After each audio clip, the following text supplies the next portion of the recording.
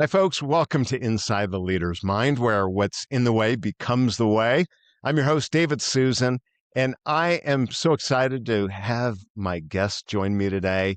Uh, Julia, well, it actually looks like Julia, Julia, but it's pronounced Yulia Stefani. She's a seasoned product executive and the founder of SWolta Ventures. Did I say that one right? Yes, Swalta? yes. SWolta Ventures, a boutique advisory and fractional leadership firm helping fintech, health tech, and AI driven companies scale through clarity, strategy, and execution. Yulia's career spans roles at Expedia, Meta, SoFi, and Treasure Financial, where she served as chief product officer. Through SWolta Ventures, she and her team partner with founders and executives to build strong product foundations, high performing teams, and resilient businesses. Beyond her work as an executive, Yulia is building a portfolio career that weaves together consulting, coaching, real estate, and e commerce, creating multiple streams of income and impact. But above all, she's a mom of two, a role Mhm. she calls her favorite, and the one that drives her philosophy on life, leadership, and career. Her story is about designing a life of flexibility, independence, and impact, and redefining what modern leadership can look like on your own terms. Welcome, Yulia.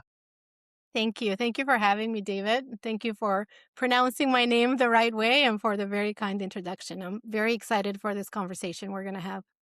Well, me too. I always like to kind of start with a little foundation or background, and I always like to pull from the introduction, um, especially this line about um, being a mom Mm. and how that drives your philosophy on life, leadership, and career. Can you just speak to that? That's fascinating. Yeah. So my life completely changed when I became a mother in a way I did not expect. I moved to the United States at 18.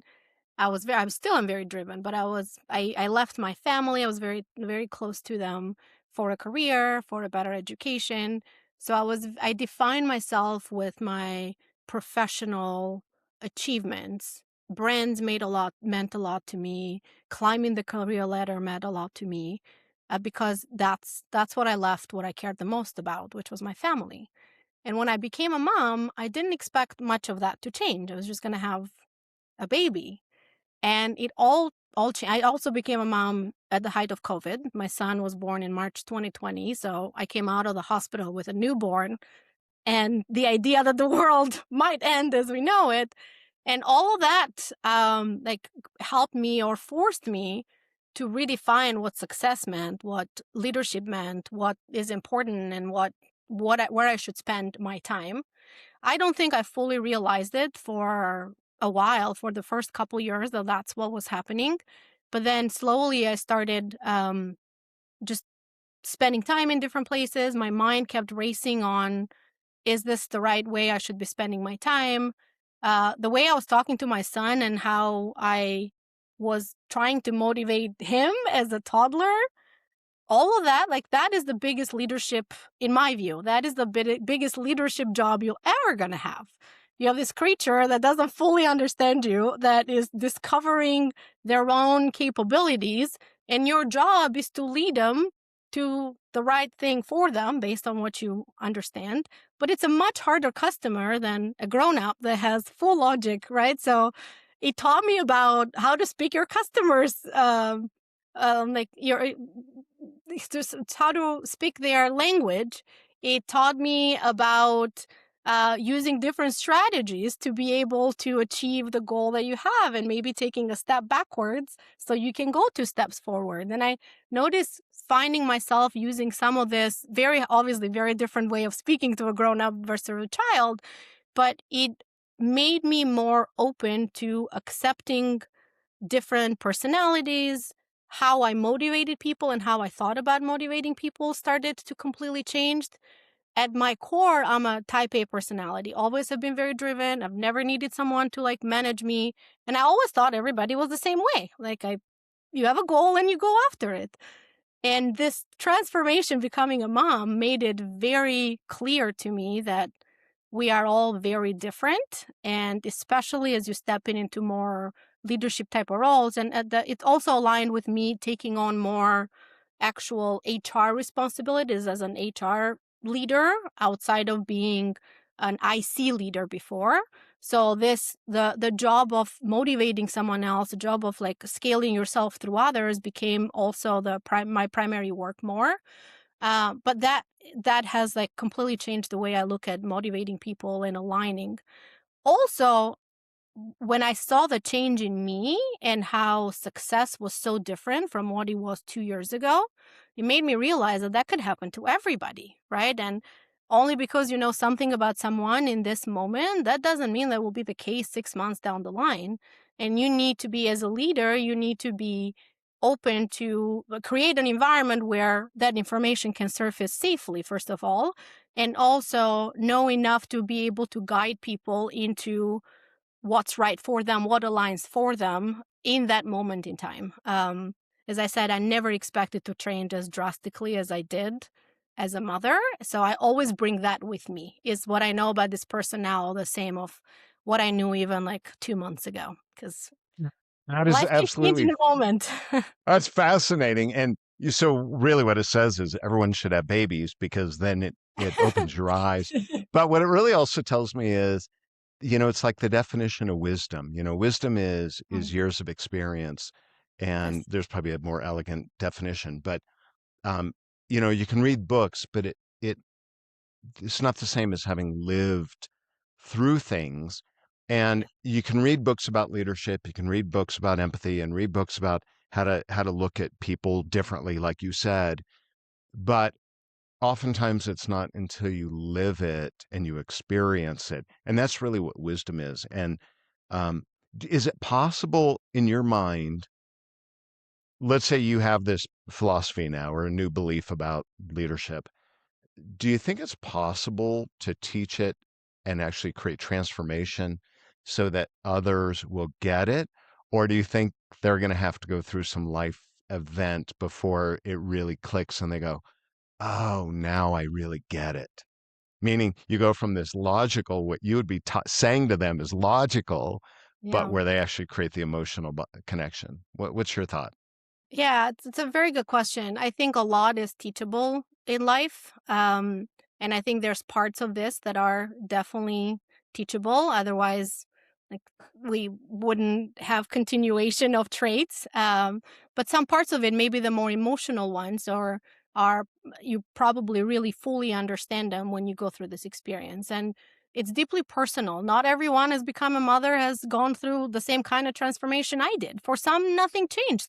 That doesn't mean there are any worse mothers or I'm a worse professional because that's what happened to me. So some of this changes, like it doesn't mean that having to go through becoming a mother, you're going to learn the same leadership lessons that I learned. Someone else might learn them better in a thought environment. So it's a mix of experience and environment, and also experiences. I think there's a little bit of both in that. I'm going to give you kind of this weird hypothetical, but Yeah. imagine I had come to you 2019, before you had a child, and I was doing a workshop, I was doing a training, and I was teaching what you have now discovered. Yeah. Do you think you would have been really open to hearing it to the way you are now? Be honest. Yeah. I think it would depend on how well you brought to life the experiences of other people and how much Yeah, I could really experience what they were.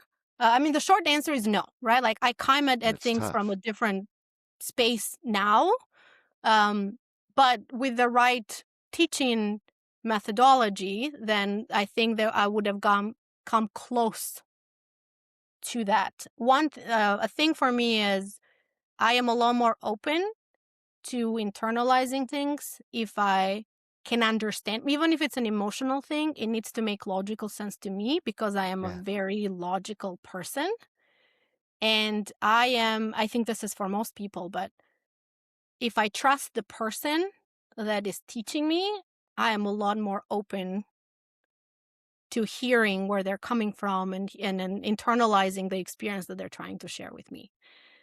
So I guess it's the short answer is no, but depending on how you I shared it and how much I trusted you, I could have come maybe, maybe, somewhere. well, I love the honesty because anyway, sometimes people go, oh, sure, I would have.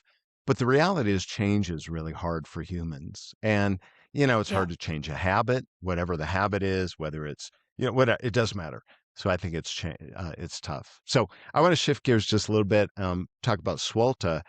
Um, Hmm. you so you describe SWolta Ventures as helping companies scale through clarity, strategy, and execution.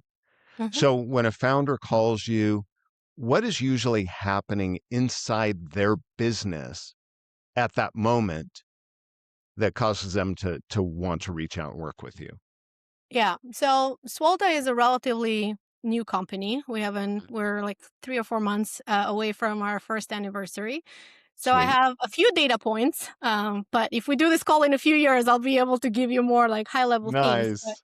even Nice. now, in the first few months, I become a partner to a founder or a leader within a bigger organization. And the problems that they're bringing to me have actually been very different. So right now, I'm working with a company that is trying to figure out their MVP product. And in that scenario, I am pairing up with the founders, like showing up as a product person, as a product leader, thinking through what our MVP should be. I'm working with a much bigger company that is a PE-backed company that is trying to modernize the way that they think about product management, going from project management teams to more product management team. And there I'm helping them with more training and how to think about being a product first team. And then I'm helping another organization with more setting strategy because there was a gap in a leader in their growth team. So it actually is very different, the things that they're coming to me with. But the overall theme is they are lacking a piece of expertise, capability within their existing team. They do not want to hire full-time somebody for the long term, and they need help now. So they need someone that can come in and hit the ground running and help like speak the level at their level, and can come in and out with context and move quickly. But the number of the different types of problems we work on are very different, which is one of the things I love the most about what I'm doing right now. Because as a product person, you always wear multiple hats, but this is wearing multiple hats on multiple levels. I basically have a different job description at all these companies, and they're all in different industries, and they're all different sizes, and they all have their own cultural dynamics within the companies. So it's a very interesting challenge to be able to like switch your mind frame so frequently within a week. That's fascinating. So I mean, maybe that leads into this next question, which is with the work you've done at Expedia, Meta, SoFi, et cetera, Chief Product Officer, Treasure Financial, Yeah. what do those environments teach you about scaling that most founders maybe misunderstand? Good question. So the companies I've been at have been at different stages as well. So at Expedia, that was my first shot at product management. So I learned a lot about working with international teams and how you work on global backlogs. For a while, I worked on with our Asia product. So how do you customize and grow a product for a slightly different audience? The problem is still the same. You're traveling, but culture influences it. The way you make decisions around purchases influences it. So that influences your product. At Meta, I learned about growing at speed. Everything we launched, we would have data in the morning because there were so many people that came through. And at Treasure Financial at SoFi, I guess, is before Treasure. I learned going from a non-public company to a public company. So those dynamics of all the changes that happened with the company there. And Treasure was the smallest company I'd worked at, and that was more about growing our first product line and thinking about what the next product like would be. So I don't know that I have one misconception because I've learned different things from the different roles that I've been at. I think one thing I guess if I can talk about themes of where leaders need the most help in the work that I do with them is ability to action quickly without needing a lot of hand holding or ramp up time. So I get pulled in and either there's a fire, we need to put it out right away, or we need to grow quickly within this certain amount of time. So having experience from multiple types of roles and multiple types of organizations, I think is what positions me well to be a good sounding board for this customers that are coming from different areas, if you will. And growth means something different for each one of them. As I said, they're in very different stages. But the help that I give them is always about taking something that's murky, that's hard, that's maybe confusing, there isn't a plan, and being able to quickly get to, okay, let's bring it down to what should we do this week so we can achieve that goal that we have 6 months down the That line. So being able is to get that to that. at all Yeah. has that been at all shocking to them? Maybe I don't know if shocking is the word, but to move faster? Um, Because you maybe they're mean, moving before they feel they're ready. What's your thought there? ask me that question again, because I don't think I've fully understood it. So you're talking about getting them to move quicker or Yeah, move yeah, quickly. yeah. Are they a little surprised at that? Are they thinking, I need more information, I need more data before I can move forward? In my experience, they're ready to move faster, and that's why they're coming to me. So they're ready and willing to try whatever I suggest that we try to move faster. So I haven't really experienced that. Like that is basically the problem statement in different fashions, right? But that's the problem statement they're coming to me with. We have a goal, we want to get there quickly, and we want someone that can hit the ground running tomorrow. And to be able to do that, like the skills that I pull most on is going from ambiguity to something clear that we Is can clarity. start, iterate, Yeah. measure, and then keep going, compound on it.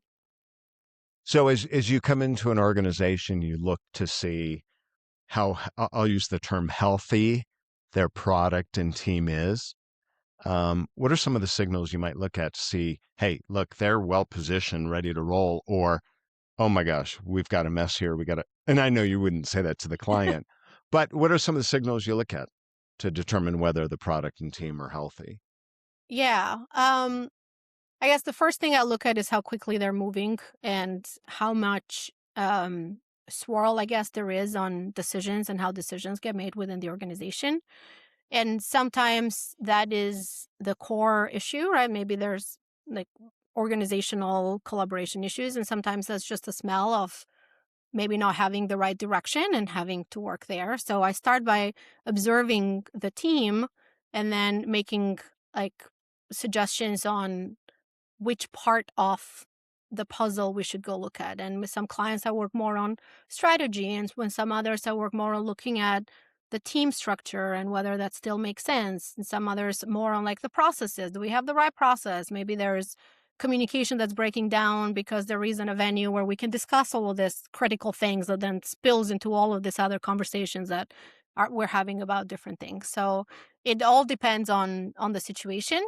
But I guess the clarity within the organization of what we're trying to achieve and how much it takes for a decision to be made, those are sort of the two first things that I look at on when I start working with an organization.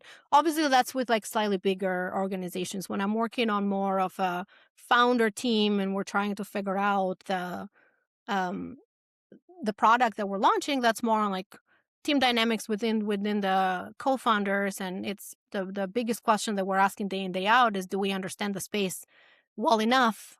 Do we understand our customers well enough so that we can figure out whether we're solving a problem we're solving? And that those interactions become all about connection with the customer and how well we're understanding that. Got it. And is that what you mean when you say one of your strengths, you indicated to me, is turning complexity into clarity? Is that Yeah. what you're talking about? Yeah, yeah. I think, well, I'm an engineer by training, so my brain just always tries to put thing into like a map, if you will, right? So I think that training or innate ability is what I pull on to be able to help all these founders. Is like take whatever um, topic that is or goal that is murky and a little bit not very well defined, and help break it down into more clarity and a set of steps that they can take on. So you maybe just answered the question I was just thinking is like, what is that method of turning chaos into actionable activity without oversimplifying it? Is that, is it breaking down the steps, or what do you do? Well, first of all, I try to understand the goal really well and the reasoning behind it and the hypothesis that that drove us to take that as our North Star goal or strategy or alignment that the team has. And that discovery session a lot of times will bring some of the steps you need to take as part of that discovery. And then depending on, again, what kind of problems we're solving, if it's an early stage company, as I said, it's about going back and aligning that goal to the problem space, to the um, business world, right? Is there an opportunity there? But it all goes back to your customer at that stage. Unless you need to fully understand your customer and what their pain points are, and the pain points they know about and the ones they don't know about. So there's a lot of the work that we do is in discovering the right hypothesis to go after, and then setting a system in place on what a light system for smaller companies on how do you figure out whether you're on the right track for whatever hypothesis you are on, and how do you pivot from it without spending too much time on it. This might be a question you'll ask me later, but one of the things I've learned the most as a leader is that it's just as dangerous to drop something as it is to stay on it for too long. Yeah. I am a person that is very committed. So at times in my career, I have done something longer than I should have. And that's something that I'm very cognizant of, like putting in place the right system metrics. In early on company, you're not going to have a lot of metrics to look at, right? But what is that signal we're looking for to know whether we're on the right track or not? So it's a matter of like really defining where you're trying to go in a more clear terms. So taking that high level vision down a little bit and creating a system that then you can easily and quickly and frequently ask yourself, am I still on the right path to achieve this goal? In my mind, that translates into a list of hypotheses you're trying to test and run, be it an early product or an expansion of a product or a new market you're going into. And that's it ends up being something very similar from a very high level framework perspective. Obviously, the details are different based on company and size of the company and industry they're in. And let's say, and you kind of alluded to this, but I want to pull it out a little bit. Let's say you are talking to a technical founder, Hmm. right? So someone maybe like yourself, they're an engineer, they're a programmer, they're techie, and they're coming up with a product or a solution. Um, what do you think the most common leadership mistake they make is as they move from a builder into actually being a leader? That's a really good question. Um, I'd say probably the hardest part, especially for people that are builders at heart, is letting go. Is letting go, um, but still providing the right insights so people under you can make the right decisions.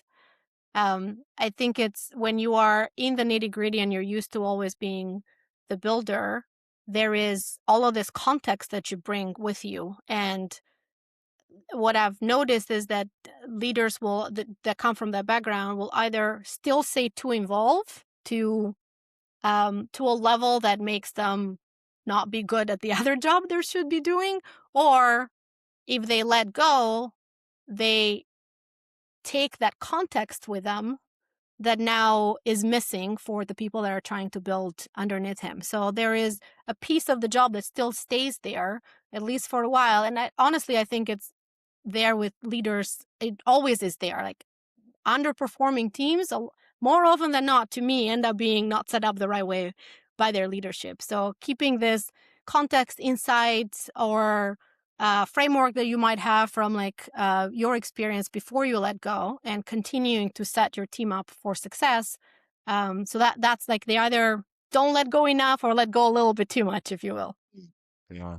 It's fascinating. One of my guests I had, what's his name? Ken Goodrich, I believe, grew a multi-million, $500 million business. And he started as a one-man show. And he was talking about this whole philosophy of, hey, I can't grow if I'm the one doing all the work. And at Yeah. some point I have to. And I'm curious, you were at Meta, and I don't know if you Mhm. were there early years, but you know, it's got to be tough for Zuckerberg, right? Who starts this company, and how long before, and maybe he still dabbles, right, in being a builder, or is he, do you have any experience with that? Yeah, I wasn't at Meta that early on. I was there about a decade ago, so it was already a huge company at that point. I think someone that's a builder at heart is always going to be a builder, and there's lots of I don't I don't think Mark Zuckerberg still messes with the Code. code base, but there's lots of articles about him like building things in his personal life just because he's a builder at heart. Like I at one point I read an article about him building his wife some sort of a um, watch that would light up, right? So it was easy for her to wake up in the morning. So it wasn't too disruptive, but that's him putting his builder skills at hand, and you can approach you're building at every level. You're just building different things. You're not In different ways. in Yeah. different ways. Yeah, you're Yeah. not writing a code stack anymore, but you're building new relationships, right? And you're building whole That's, new businesses, right? By yeah, so that you never really stop being a builder. You're just you reinvent yourself as a different you kind of know builder. what, though? That's a brilliant reframe for a leader, especially early stage, to Mm. reframe that way, because if their identity is tied to building, not coding, or not, building physical, but they just say, I'm a builder, and reframing and saying, now I'm just building differently. I'm building a different widget. Yeah. That's a brilliant reframe. I Well, love thank that. you. That's really cool. That's really cool. Now, you yourself has described yourself as a coach style leader Hmm. rooted in honesty. So, Yes. what does radical honesty look like in practice on a tough team? Um, honesty has defined me my whole life. People that know me know that I can work through anything as long as you are honest with me. And this early in my career actually wasn't beneficial to me because I did not know the right way to land the message. So earlier on, I got called like abrupt, didn't have the right like messaging, especially as a woman in technology. We have a different set of filters that people perceive us through. But I've always been honest with my teams, and when I'm giving hard feedback, I want them to understand, and I actually I start a lot of relationships this way. Honesty is important, and also critical feedback is important. It's always good to talk about the good, but that's not where growth is. That's not where you become a better person. Is understanding the areas where you have room for growth. And if anybody feels like they don't have any, then they're just not trying hard enough. They just need to go find a new opportunity or a new job, because we're at heart as humans, we are malleable. We're always learning, always changing. Otherwise, we wouldn't be on this earth now. So I start all relationships by being very honest about that. I love critical feedback. I want it to be a two-way street, and you will always get honesty from me. And one thing I tell people that I work closely with is that, and this might not be the right business-minded person thing to say, but at heart is how I think about it. I will always put the person above the company. And I strongly believe, and I haven't run a multi-million dollar company, but I strongly believe that if everybody does that, you have a better outcome for the business at the end as well. If you find the clarity for the person, and when there isn't the match there, be honest and kind about explaining and helping them find the next step. That is good for the person and it's good for the company at the end. So I always set that up that same way. And when we're walking into a hard conversation, I'll start with that. Be like, remember when you first met me, we talked about radical honesty and that I will always put you first. And that means being honest with you with what I am seeing. I don't think I have all the right answers, but I have thoughts. So I want to share them with you. And in Now, did you? general, yeah, go ahead. No, go ahead. Go ahead. Sorry. Oh, in general, I've had plenty hard conversations that I've had, and I've gotten better with them with time. And I think in the ones that I have spent the time to set up the relationship well from the beginning and lead by example by being honest and accepting feedback even when it's hard, those hard conversations actually end up being very productive and like 10x the relationship with that person in the future. That's wonderful. Now, did you learn this through on your own trial and error, or did you have mentors you emulated as you wanted to grow in your own leadership development? Yeah, probably a little bit of both. I've never been very good with like formal mentors. It always have felt I'm not a very social person, so I don't have a very huge network of people that I just hang out with. But there's been people in my career that have influenced me, and they probably have been informal mentors to me without me having a formal mentorship relationship. And so I've emulated a lot of those experiences, but I think I've just learned by trial. As I said, I used to be like direct to your face what I thought because I Oh, always blunt? believed in the truth, very blunt. Yeah.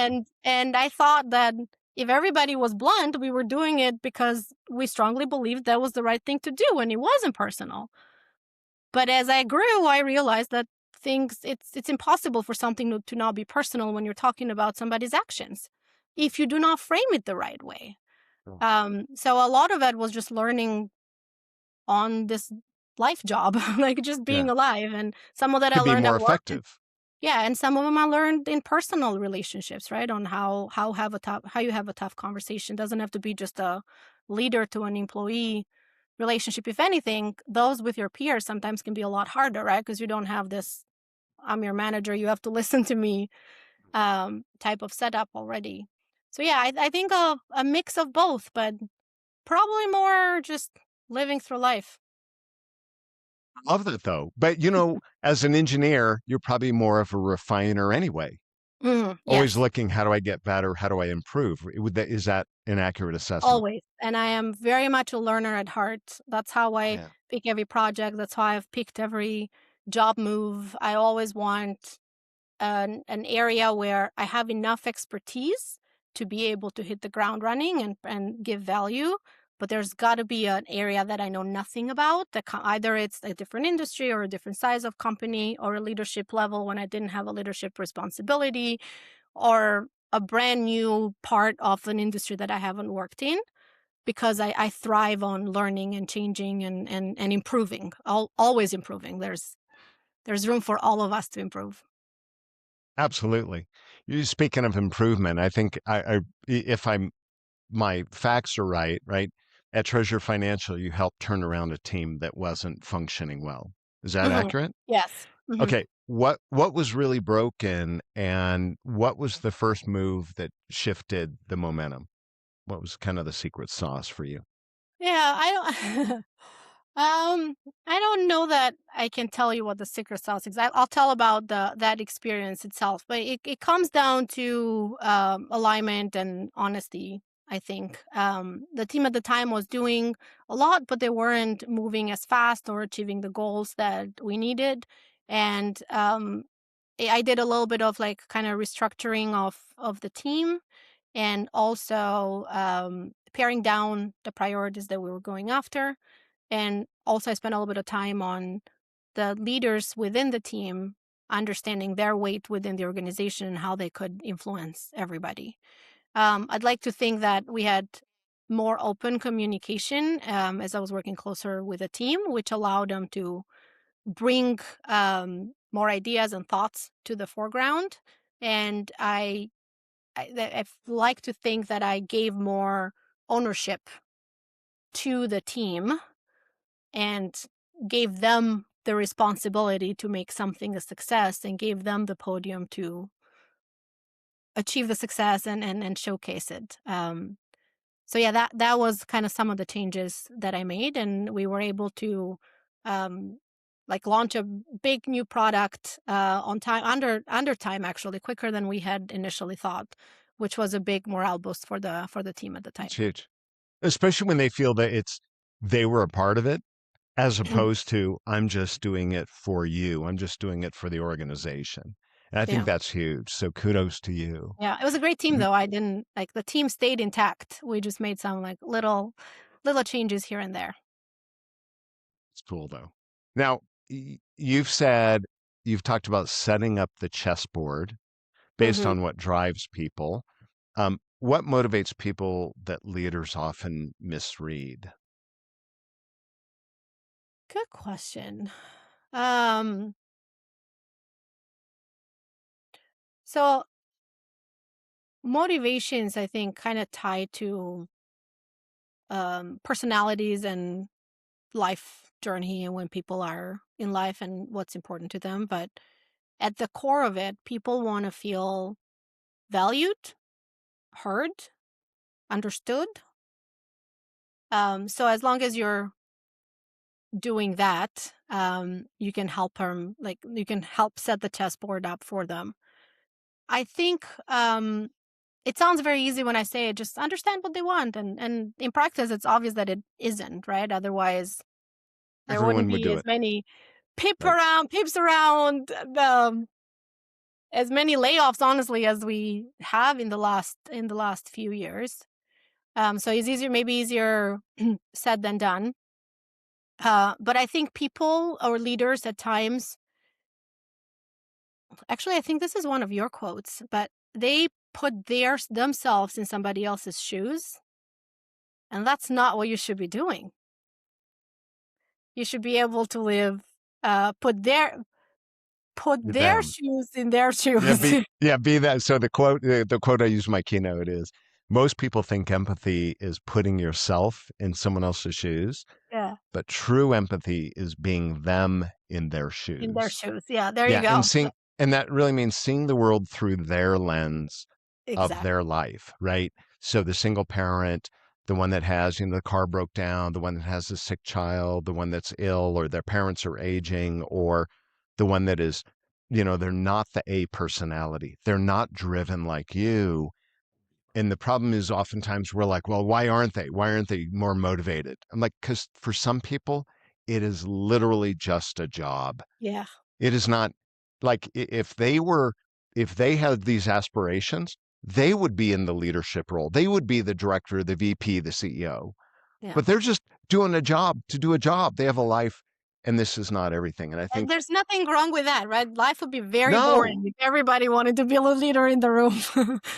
no, you can't have all. What do they call it? All. Yeah, yeah, yeah. So Yeah, so I think that's at the crux of it, of like leaders don't spend enough time to really fully understand the person, and at times don't create an environment that is safe enough for the person to really bring their full self, if you will, yeah, to work, right? And I think that what's happening in the last few years has made that even more impossible, right? The amount yeah. of layoffs that we're seeing and the amount of lack of um like loyalty from company side, I think it's um to me it shows that leaders are not really doing this. They're not really trying to understand their people. They're more bottom line driven and You're right. And that is my life's work now. That is literally my life's work. That is my passion and mission right now is helping people understand how to have that greater impact. And what I see is it is easier said than done. I Yeah. use the analogy, it's like people want to get fit or lose weight. And then you hear this influencer say, oh, it's so easy. All you have to do is eat right and exercise more, and you're going to look like, no. If it was that easy, it wouldn't be, this multi-billion-dollar industry. So just saying, just do it, Yeah. especially in leadership, and saying, oh, just do it, it's harder because we're dealing with humans, we're dealing with personality, we're dealing with every piece of every decision, every garbage. I hate the word garbage that I grew up with or you grew up with. Like that comes into our life, Hmm. and I think leaders forget that, and I think they think, oh, just strip that away and just be this robot at work, and that's not how we are. We don't operate that way, and you can Okay. keep wishing for it, but it's Well, not now going to we're happen. working on making up robots so that we're not in the work anymore. Oh, there you go. There you go. That's We oh my solved gosh, it, too right? funny. Just kidding. Oh my gosh.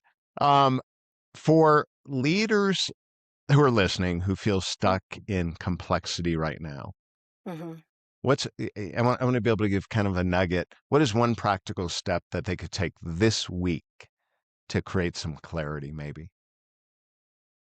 Um, Defining your North Star and your goal in terms of an action or a metric, or what does it mean? Sometimes what we're trying to achieve is too abstract to really be able to create a plan against it. So ask yourself the 5 whys or whatever other technique you want to use to get down to the what does this really mean?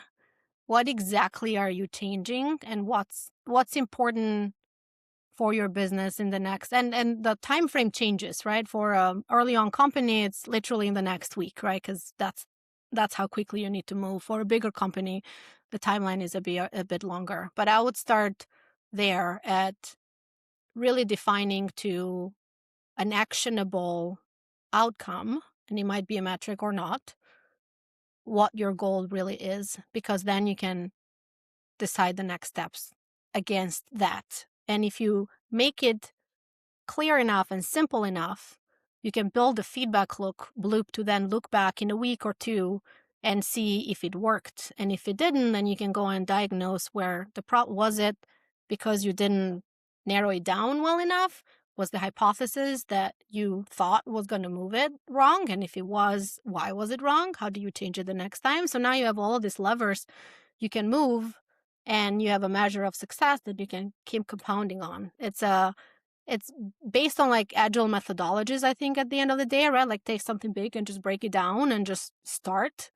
And it also, I think, helps you build habits, right? If you get something small enough, then good or bad, you will learn something. So then the next week you can be better and then better and better. We had to boil that down to one word. Can we say it's clarity? Yes, I mean, because right, as leaders get greater clarity of what they're really trying to achieve and what's the most important first next step, I think that helps them start eliminating some of that complexity. that's right. Maybe. But clarity is the right word, but it also is one of those words that is like, what does clarity mean? Yeah. Yeah. Right. So yes, but it's one of those I don't know how to put clarity in action. Right. Right. That's where you have to. Right. So the big idea is got to get clarity, but to do it is with the steps that you talked about. Yeah, yeah, Right. yeah, You got to yeah. break it down and know what you're trying to achieve. Now, looking back, so a couple last questions here. Um, so the name of this podcast is Inside the Leader's Mind. So we Yeah. try to get into, what are people thinking? What are you thinking? What did you think? But then the subtitle to it is What's in the Way Becomes the Way. And the whole idea behind that is most people, not most, but some people, um, there were obstacles in our life that we either pushed through or went around, right? Mhm, It's like the person who said, I have a friend who went to med school, and then we graduated med school. He's like, I don't want to be a doctor. mhm. And he was doing stand up comedy. through college, and he realized that's his real passion. He went in a different Yeah. direction. So Yeah. what's in the way became the way to something else. And then there's others that push through. So if you look back at your career, what was in the way that ultimately became the way for you? Because Yeah. you either went through it or around it. Yeah. So right now, honestly, I have to go back to motherhood. It was never in the way in like the negative sense of it. There was something I always wanted and it was very much chosen by me. But it was a big shock to my system. You don't know what motherhood is going to be like until you experience it. And I didn't grow up with a lot of like little kids around me. So my partner and I, we were both changing the first diaper on our son. Neither of us had much experience with this, like caring for another human being. And so that is what like it became this big enough change that what I was doing just didn't seem fulfilling anymore. And how I was going about life didn't seem like it was the right way anymore. I'm like, I worked so hard to become a mom and now I'm going to go be at work until 7, 8, 9 p.m. And I was working at the Star. I was working at Treasure at the time and we had relatively good work-life balance, but it's still a startup. And it just wasn't fulfilling anymore. Um, so I think I went through it. Like I took all of those thoughts and feelings and it took a while to figure out what made sense for me. And it became the way. At least right now, I don't want to go full time at a company. I am much more fulfilled with the work that I'm doing at the moment with different companies. And not only I'm doing investing, but I'm doing, consulting. I'm doing different types of things. That's where that portfolio umbrella idea comes from. I have an Airbnb that cash flows really well in the winter because it's in a ski resort. And then I have a home decor business that does really well in the spring because that's when people redecorate everything. And my consulting is my constant, it's my lever that goes up and down. So, like 6 months of the year, my parents live with us. So I can work more those 6 months because my kids are spending time with their grandparents, which is really good for both parts. And then the Yeah. other 6 months that are not here, I can slow down and spend more time with my kids. So it was that becoming a mom that forced me to rethink what success and what fulfillment meant, that created this new way about thinking about work and how I lead and what achievement even means to me. So what advice do you have? So I'm going to position this two different ways. What advice do you have for women who are in the workplace? They don't have that flexibility to go do their own thing. And then the second, and I hate doing two-part questions. The second is, what advice do you have for male leaders who are leading women? Mm, yeah. For women in the workplace And that don't, we don't have 7 hours because this is a whole nother we conversation. could do like a whole, But yeah. yeah, but I would love your input. And I wish I had the solution. For women that are in the workforce that don't have the luxury, I was very lucky to have the opportunity to even be able to explore all these different options and be able to execute on them. And some women don't. But I think more have the option than they think. Is just a really, really scary decision to make. I would urge them to spend a little bit of time on it if they're thinking that way, because in the age of AI right now, like this is the best time to be doing something on your own because you can scale yourself up because there's a lot of automation that can help you do more. Um, and I would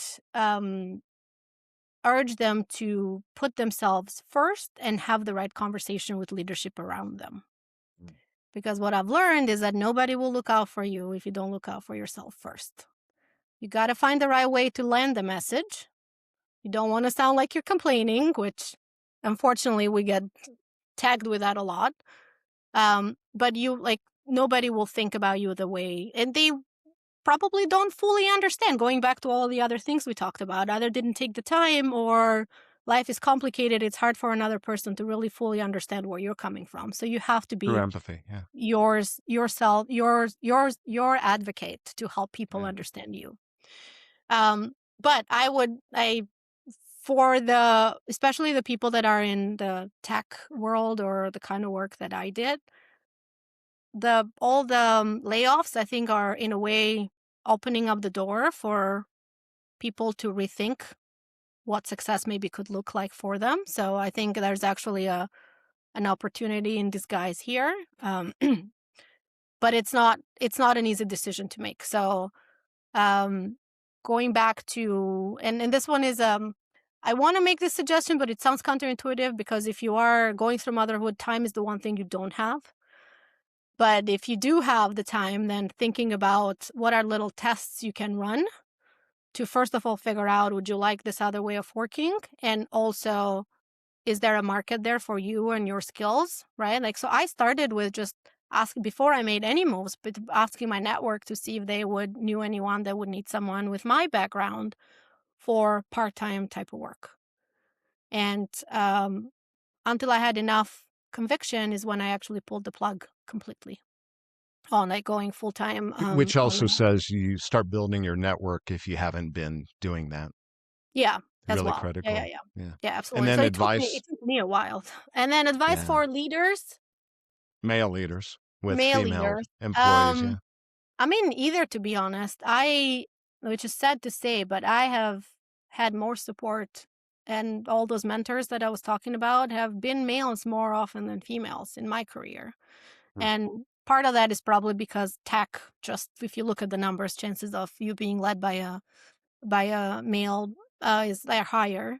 But I think I guess the nugget is for both. It's for leaders in general, is to really listen, and to males cannot fully understand what happens to a woman's body and mind when they're going through motherhood, but especially the ones that are married and have had their wife go through it. They should keep in mind what happened at home, because that's probably happening in that worker's home as well, right? Yeah. Or women leaders, right? They should remember what it felt like when they first went through this experience. Yeah.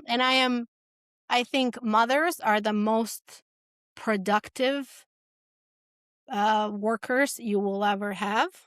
They have more, I guess, what's the right thing to call it? Like interruptions potentially, right? Like a kid gets sick, you need to pick someone up from work. But if given the right environment, we are very quick because we don't have time to lose. I did not know how efficient I could be until I became a mother. So so thinking back to either a time in their life when they became mothers, or thinking back to when their partners became mothers, and keeping that in mind when they're setting them up with like the kind of work that they're doing, the teams they're collaborating on.